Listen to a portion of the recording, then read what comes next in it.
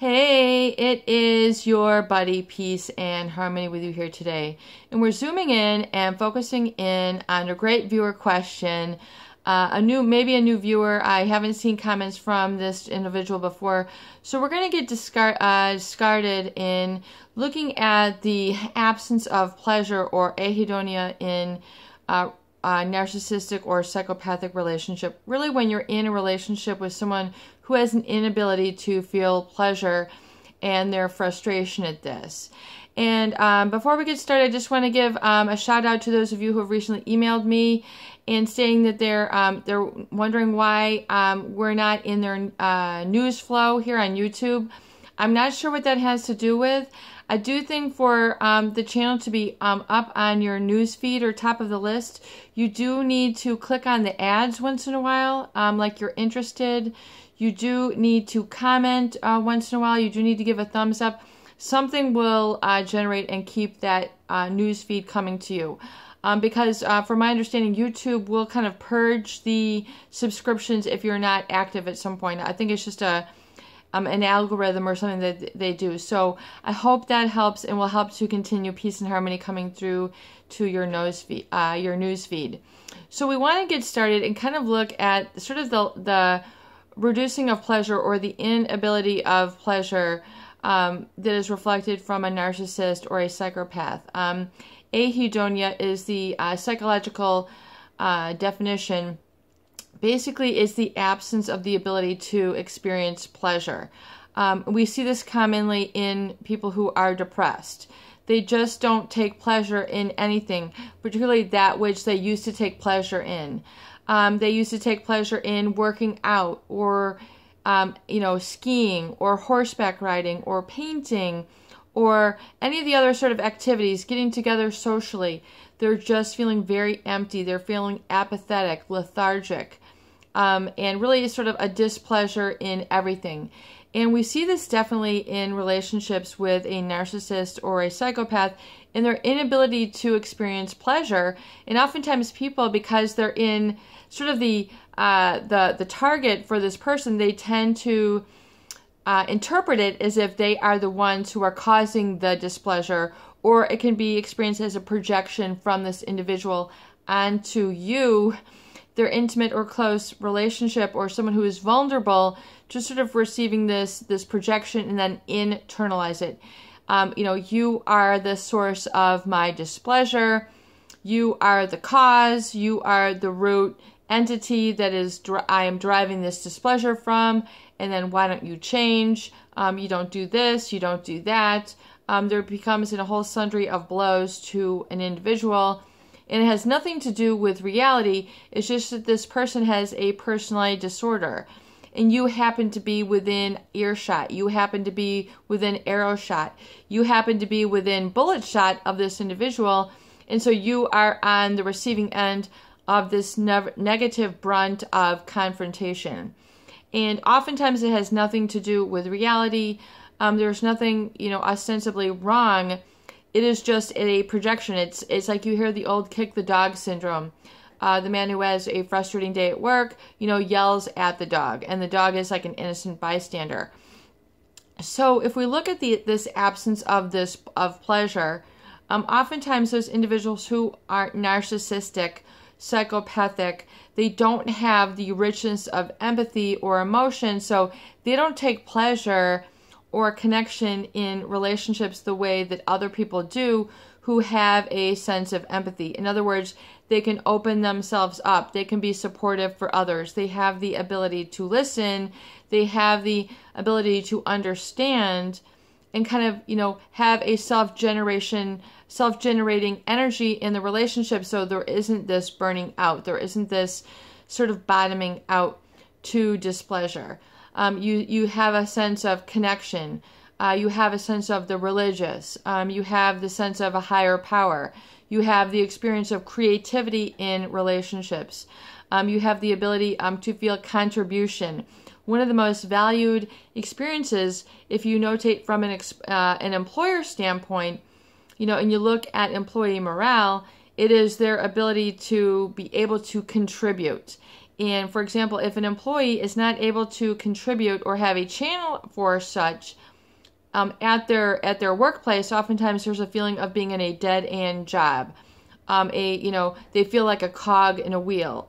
They feel like part of a machine. They don't feel like they're stimulated, and they don't feel like they're making a contribution. They're not able to lend themselves their unique perspective, their talents, and contribute. And that oftentimes is a huge morale booster.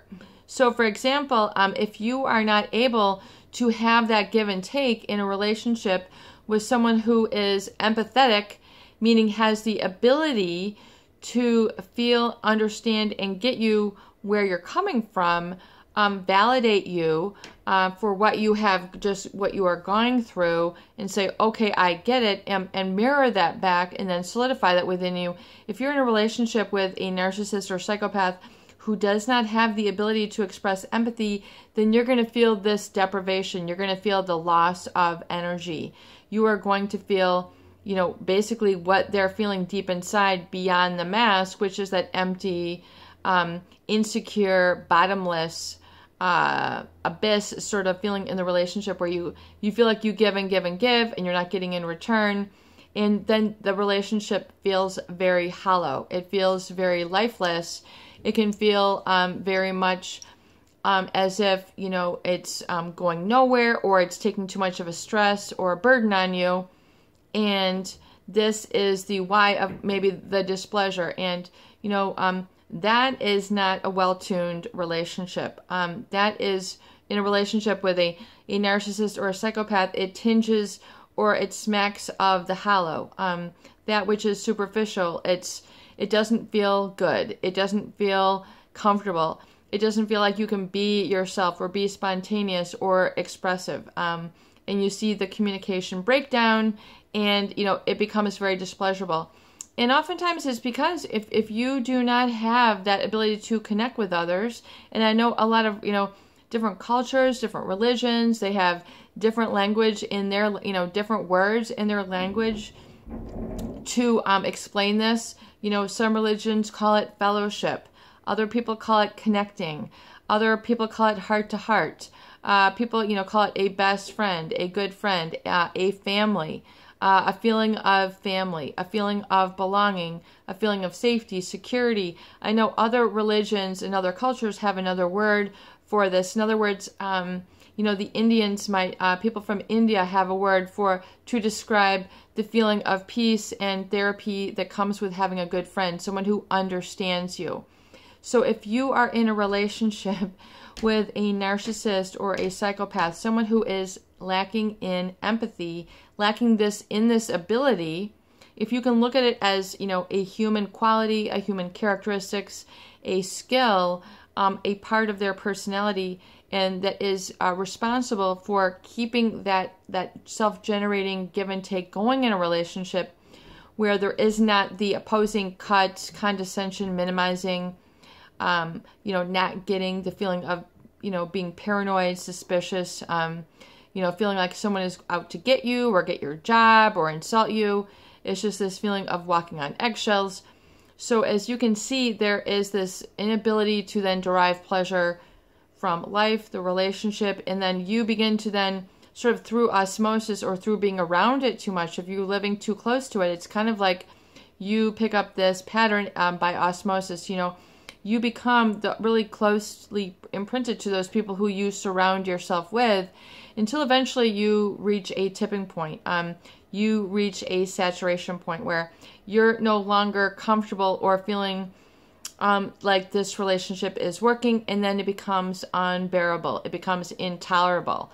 So this inability to feel pleasure and hedonic quality to the relationship with which this viewer so aptly brought it up, realize it's oftentimes because you have then been severed or cut off from that internal truth, which is the real you, which is, the you which is living on your life purpose. And instead of asking questions about that, you begin asking questions about how can I better take care of this person. So it begins to create a deeper hole within the individual. In other words, you're just digging yourself into a deeper hole emotionally, and you're stretching out that emotional deficit within you, and you're getting closer, farther and farther away from your truth, until eventually you reach a tipping point where you cannot tolerate it anymore.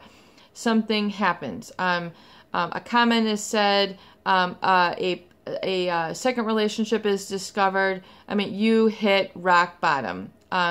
And you are then learned enough to be able to identify this and then not tolerate this any longer. Oftentimes in the relationships of abuse, the tolerance level, like tolerance to a drug or a medicine, people become not only tolerant, but it's one thing to become accepting and adjust, and to be able to be resilient. It's another thing to become walked over, destroyed, ignored, and abused. And this oftentimes is very, very difficult to identify, because in abuse, it is hard to, show it. Emotional abuse, physical abuse is readily available if there is a bruise, on one's arm, a broken bone, a cigarette burn, a cut, a punch in the face.